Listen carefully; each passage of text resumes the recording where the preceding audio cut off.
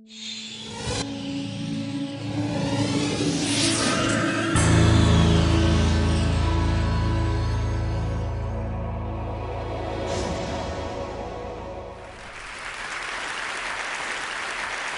listened to the scientists this morning, and Dr. Mullis was talking about those experiments, and I realized that I almost became a scientist. When I was 14, my parents bought me a chemistry set, and I decided to make water.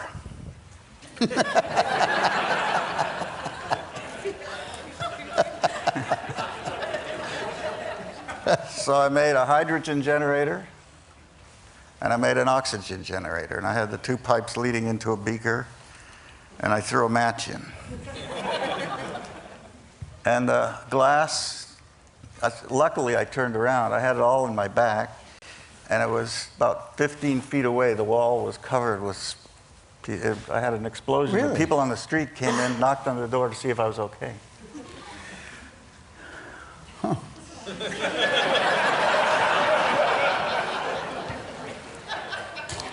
So I'd like to start again and just start this session again. The gentleman to my left is the very famous, perhaps overly famous, Frank Gehry. And Frank, you have come to a place in your life which is astonishing. I mean, it is astonishing for an artist, for an architect, to become actually an icon and a legend in their own time. I mean, you have become, whether you can giggle at it, because it's a funny, it's a strange thought, but your building is an icon. You can draw a little picture of that building. It can be used in ads. And you've had not rock star status, but celebrity status in doing what you wanted to do for most of your life. And I know the road was extremely difficult. And it didn't seem, at least, that your sellouts, whatever they were very big. That you kept moving ahead in a life where you're dependent on working for somebody. Right? But that's an interesting thing for a creative person. A lot of us work for people. We are in the hands of other people. And that's one of the great dilemmas. We're in a creativity session. It's one of the great dilemmas in creativity. How to do work that's big enough and not sell out. And you've achieved that. And that makes your win doubly big, triply big. It's not quite a question, but you can comment on it. It's a big issue. Yeah. Well, I've always just, I've never really gone out looking for work. I always waited for it to sort of hit me on the head. And when I started out, I thought that architecture was a service business and that you had to please the clients and stuff. And I realized when I'd come into the meetings with these corrugated metal and chain link stuff, and people would just look at me like I just landed from Mars. But I couldn't do anything else. That was my response to the people in the time. And actually, it was responding to clients that I had that didn't have very much money, so they couldn't afford very much. I think it was circumstantial. Until I got to my house, where the client was my wife. We bought this tiny little bungalow in Santa Monica, and for like 50 grand, I built a house around it, and a few people got excited about it. I was visiting with an artist, Michael Heiser, out in the desert near Las Vegas somewhere.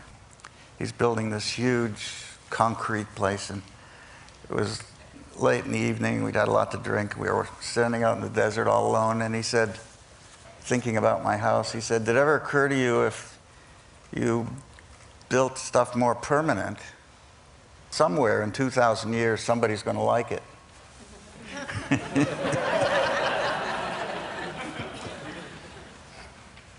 So I thought, yeah, that's probably a good idea. Luckily, I started to get some clients that had a little more money, so the stuff was a little more permanent. But I just found out the world ain't going to last that long. This guy was telling us the other day. So where do we go now? Back to temporary. Everything's so temporary. I don't see it the way you characterized it, Richard. Obviously, for me, every day is a new thing, I approach each project with a new insecurity, almost like the first project I ever did. And I get the sweats. I go in, start working. I'm not sure where I'm going. If I knew where I was going, I wouldn't do it. When I can predict or plan it, I don't do it. I discard it. So I approach it with the same trepidation. I mean, obviously, over time, I have a lot more confidence that it's going to be okay. I do run a kind of a business. I got 120 people, and you got to pay them, and so there's a lot of responsibility involved. But the actual work on the project is with, I think, a healthy insecurity.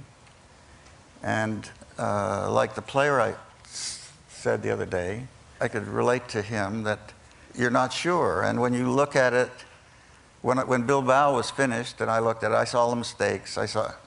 They weren't mistakes. I saw everything that I would have changed, and I thought of it, I was embarrassed by it. I felt an embarrassment. How could I have done that? How could I have made shapes like that or done stuff like that? It's taken several years to now look at it detached and say, as you walk around the corner and a piece of it works with the road and the street and it appears to have a relationship, that I started to like it. What's the status of the New York project? I don't really know. Tom Krenz came to me with Bilbao and explained it all to me, and I thought he was nuts, and I didn't think he knew what he was doing, and he pulled it off. So I think he's Icarus and Phoenix all in one guy. And he gets up there, and then he comes back up. They're still talking about it, let's say. September 11 generated some interest in moving it over to Ground Zero. And I'm totally against that, but I just feel uncomfortable talking about or building anything on Ground Zero, I think for a long time, maybe. The picture on the screen is of the Disney. Is that Disney? Yeah. How much further along is it than that, and when will that be finished? That'll be finished in 2003, September, October. And I'm hoping Q and Herbie and Yo-Yo and all those guys come play with us at that place. Luckily today, most of the people I'm working with are people I really like. Richard Kachalik is probably one of the main reasons that Disney Hall came to me. He's been a cheerleader for quite a long time. There aren't many people around that are really involved with architecture as clients. You know, if you think about the world, and even just in this audience, most of us are involved with buildings, not with art, nothing that you would call architecture, right? And so to find a guy like that, you hang on to him, you know. He's become the head of Art Center, and and there's a building by Craig Elwood there. And I knew Craig and respected him. And they want to add to it. And it's hard to add to a building like that. It's a beautiful, minimalist, black steel building. And Richard wants to add a library and more student stuff. And it's a lot of acreage. And I convinced him to let me bring in another architect from Portugal, Álvaro Siza. Why'd you want that? I knew you'd ask that question. It was intuitive.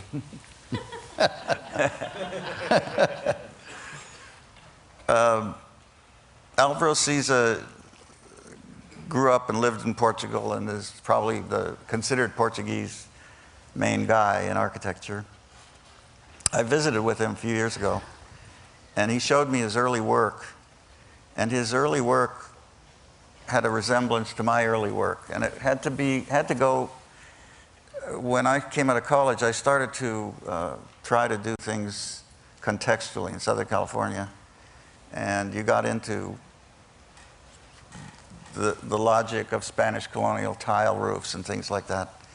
And I tried to understand that language as a beginning, as a place to jump off. And there was so much of it being done by spec builders, and it was trivialized so much that it wasn't, I just stopped. I mean, Charlie Moore did a bunch of it, but it didn't feel good to me.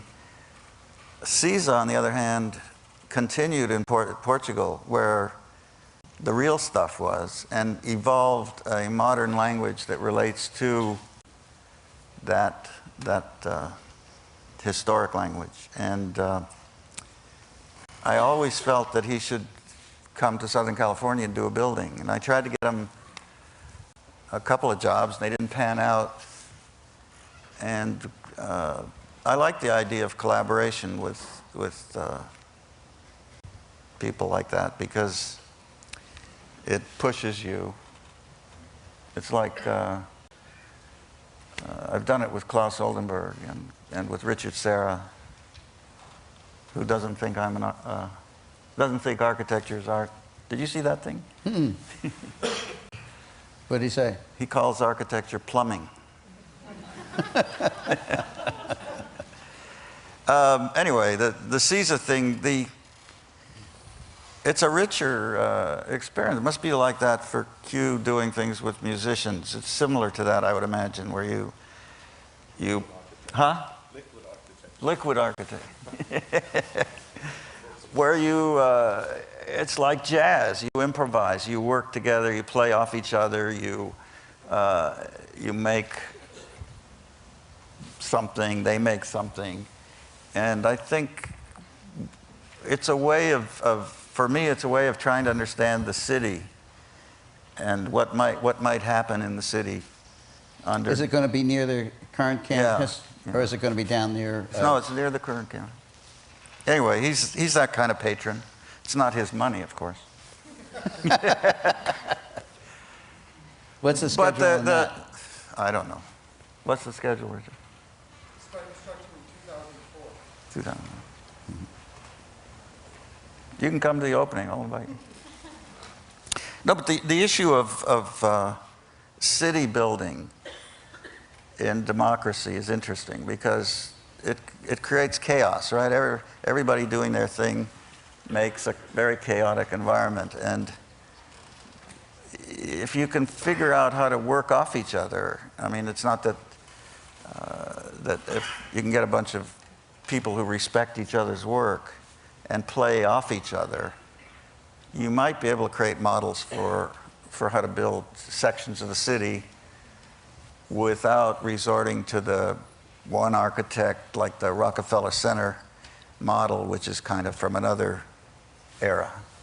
I found the most remarkable thing, my preconception of Bilbao was this wonderful building, go inside and there'd be extraordinary spaces. I'd seen drawings you had presented here at TED. The surprise of Bilbao was in its context to the city. Yeah. That was the surprise of going across the river, of going on the highway around it, of walking down the street and finding it. That was the real surprise of Bilbao. But you know, Richard, most architects, when they present their work, most of the people we know, Yeah. you get up and you talk about your work, and you talk about, it's almost like you tell everybody you're a good guy by saying, look, I'm worried about the context, I'm worried about the city, I'm worried about my client, I worry about budget, I'm on time, blah, blah, blah, and all that stuff. And it's like cleansing yourself so that you can, and by saying all of that means your work is good somehow. And I think everybody, I mean, that should be a matter of fact, like gravity. You're not going to defy gravity. You got to work with the building department. If you don't meet the budgets, you're not going to get much work. If it leaks, Bilbao did not leak. I was so proud. The MIT project, they were interviewing me for MIT, and they sent their facilities people to Bilbao. I met them in Bilbao. They came for 3 days. This is the computer building there. Yeah, the computer. They were there 3 days, and it rained every day. And they kept walking around. I noticed they were looking under things and looking for things. And they wanted to know where the buckets were hidden. You know, people put buckets on them. I was clean. There wasn't a bloody leak in the place. It was just fantastic. But you've got to... Yeah, well, up until then, every building leaked. So this...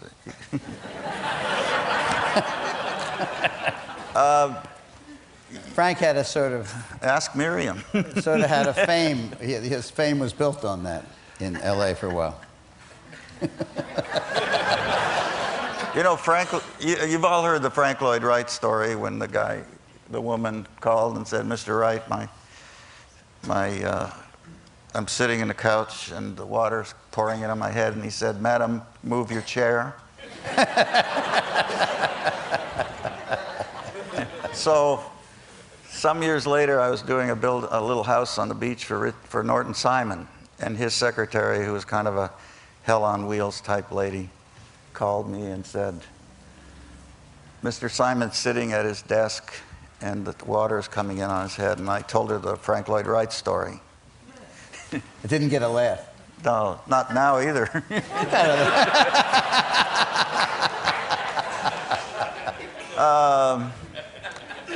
But my point is that, and I call it the then what. Okay, you solved all the problems, you did all the stuff, you made nice, you loved your clients, you loved the city, you're a good guy, you're a good person, and then what? What do you bring to it? And I think that's what I've always been interested in, is that piece, which is a personal kind of expression,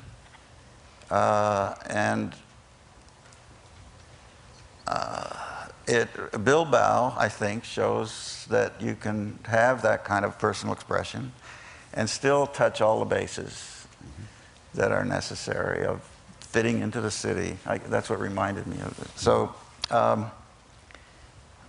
and I think that's the issue, you know, and it's the then what that most clients who hire architects, most clients aren't hiring architects for that. They're hiring them to get it done, get it on budget, you know, not, you know, be polite.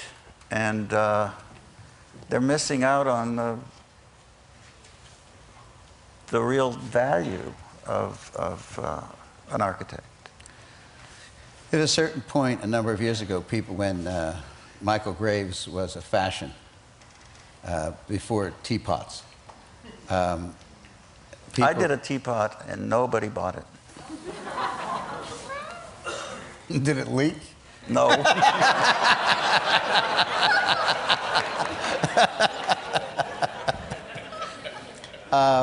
That people wanted a Michael Graves building. Is that a curse that people want a Bilbao building? Yeah, I've gotten called since Bilbao opened, which is now 4 or 5 years, right? 5 years, 4 years, I don't know. Both Krenz and I have been called with, I don't know, at least 100 opportunities. China, Brazil, other parts of Spain, to come in and do the Bilbao effect. And I've met with some of these people. Usually I say no right away, but some of them come with pedigree and they sound well-intentioned, and they get you for at least 1 or 2 meetings. In one case, I flew all the way to Malaga with a team because it was the thing was signed by with seals and very very official seals from the city, and that they wanted me to come and do a building in their port. And I asked them what kind of building it was. When you get here, we'll explain it, blah, blah, blah. So 4 of us went, and they put us up in a great hotel, and we were looking over the bay, and then they took us in a boat out in the water and showed us all these sites in the harbor, and each one was more beautiful than the other. And then we were going to have lunch with the mayor, and we were going to have dinner with the most important people in Malaga. And just before going to lunch with the mayor, we went to the harbor commissioner, and it was a table as long as this carpet. And the harbor commissioner was here, and I was here, and my guys, and we sat down, we had a drink of water, and everybody was quiet. And the guy looked at me and said, "Now what can I do for you, Mr. Gehry?"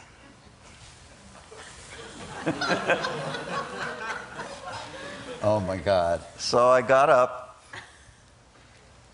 I said to my team, "Let's get out of here." We stood up, we walked out. They followed, the guy that dragged us there followed us. He said, "You mean you're not going to have lunch with the mayor?" I said, "Nope." "You're not going to have dinner with all?" They just brought us there to hustle this group, you know, to create a project. And we get a lot of that. And you got to really, luckily I'm old enough that I can complain I can't travel. I don't have my own plane yet, but. Well, I'm going to wind this up and wind up the meeting because it's been very long, but let me just say a couple words. Can I say something? Are you going to talk about me or you?